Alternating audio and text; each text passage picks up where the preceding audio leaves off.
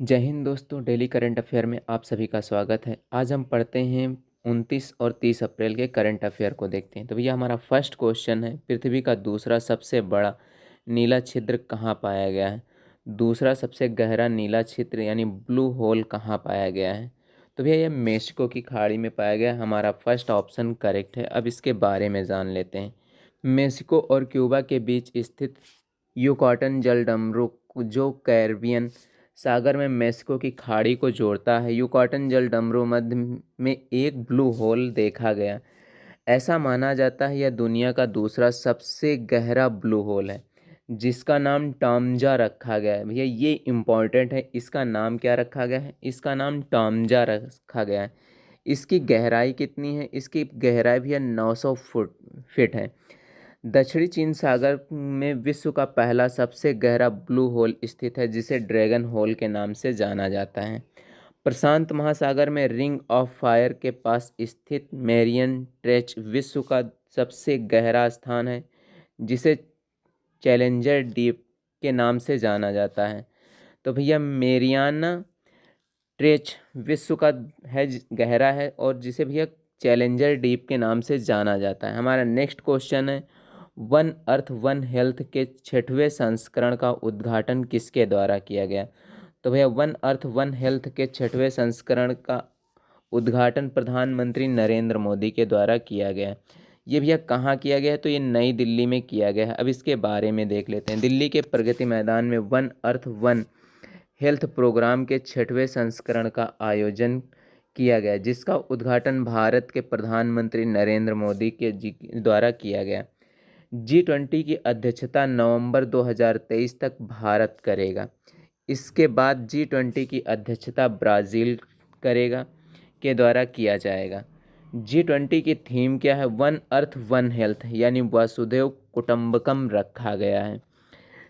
68वें film fair award 2023 का best actor का award किसे प्रदान किया गया है? तो 68वें फिल्म फेयर अवार्ड 2023 का अवार्ड भी आलिया भट्ट को प्रदान किया गया है, यानी बेस्ट एक्टर का अवार्ड आलिया भट्ट को मिला है।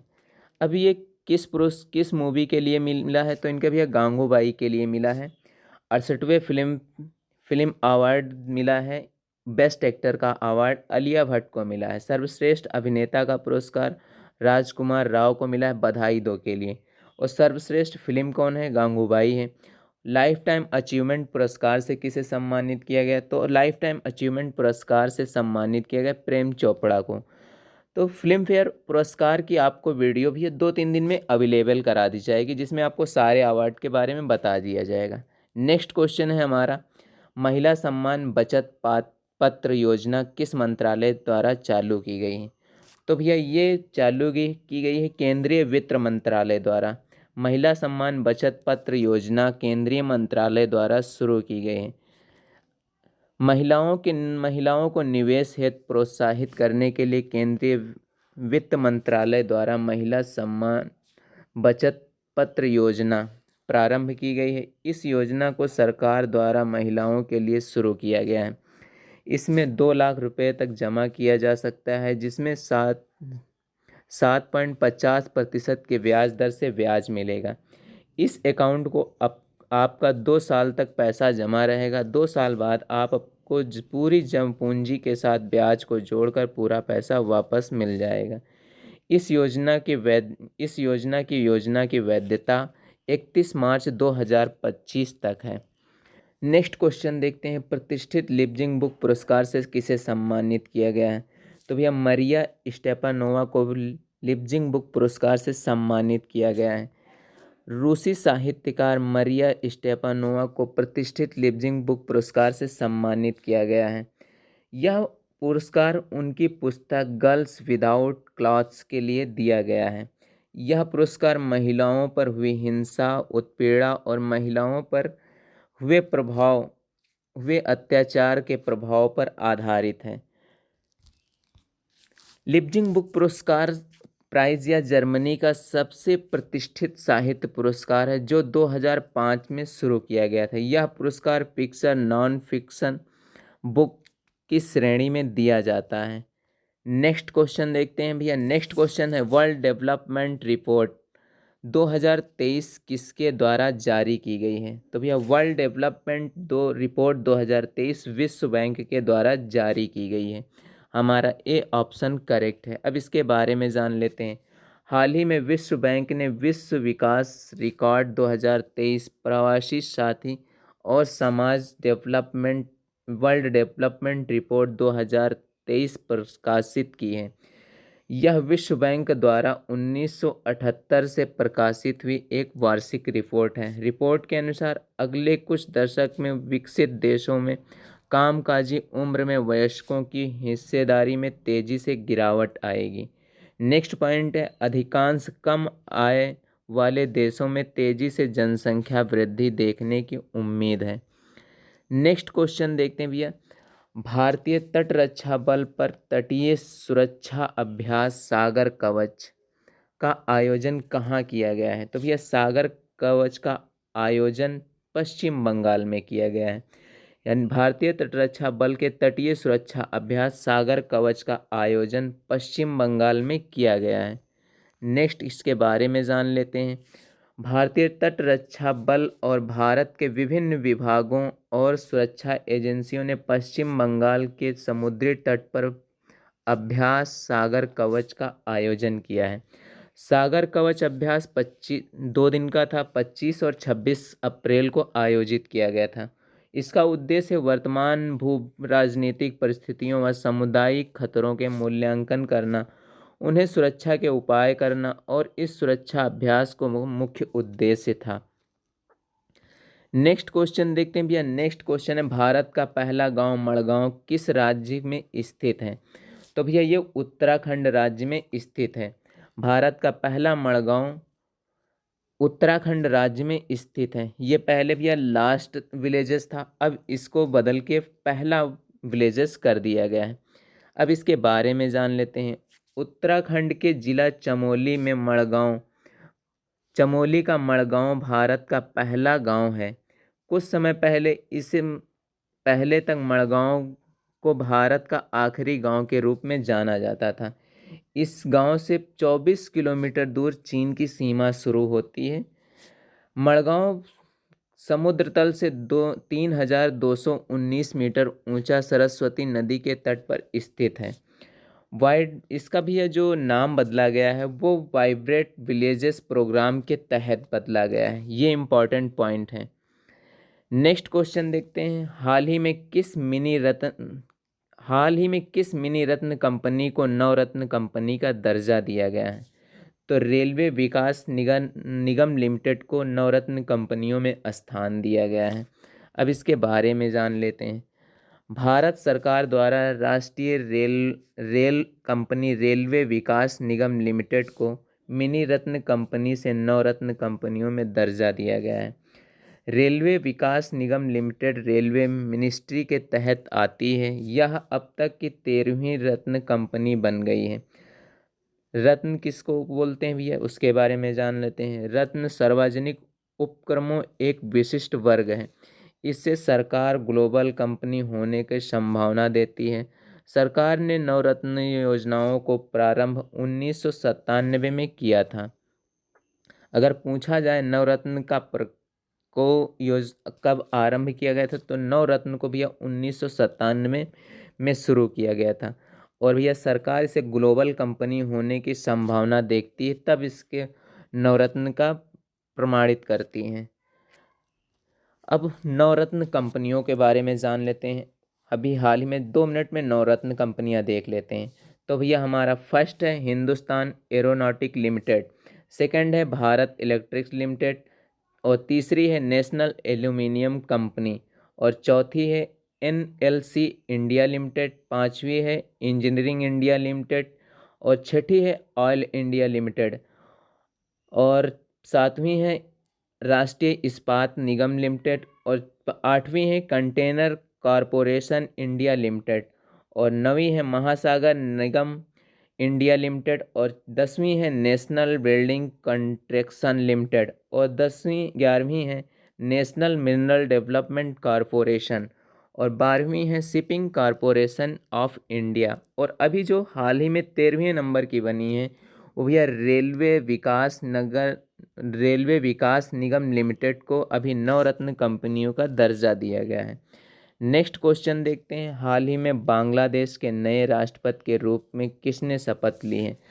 तो मोहम्मद शहाबुद्दीन चुप्पू को बांग्लादेश के नए राष्ट्रपति के रूप में शपथ लिए हैं।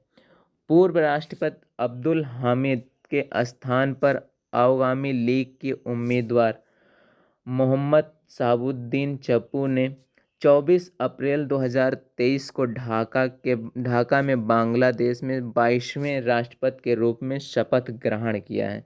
बांग्लादेश की राजधानी ढाका है, मुद्रा टका है, प्रधानमंत्री शेख हसीना है। अभी यहाँ कुछ समझौते हुए उनके बारे में देख लेते हैं। हाल ही में डीजल पाइपलाइन के लिए भारत और बांग्लादेश के मध्य मैत्री समझौता हुआ है, यानी पाइपलाइन भारत और बांग्लादेश के बीच में बिछाई जाएंगी, उसके मध्य मैत्री समझौता हुआ है। भारत और बांग्लादेश के मध्य मैत्री रेल का संचालन होता है। नेक्स्ट क्वेश्चन देख लेते हैं, वे कौन से दो देश हैं जहां चीन ने भारत को टारगेट करने के लिए डेवलपमेंट कर रहा है, जिसने भारत की सुरक्षा चिंताओं को बढ़ा दिया है?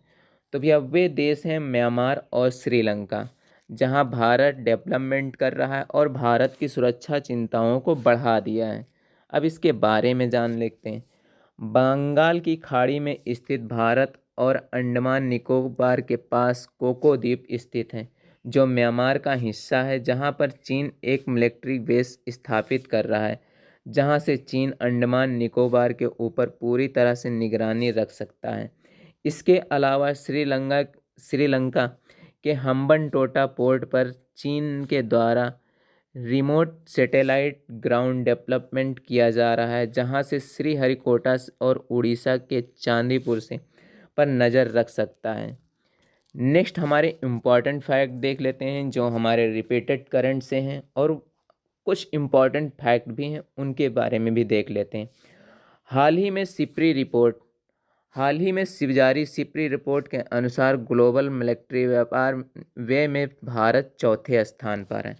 हाल ही में अजय वॉरियर 2023 का अभ्यास भारत और यूनाइटेड किंगडम देश के बीच आयोजित किया गया।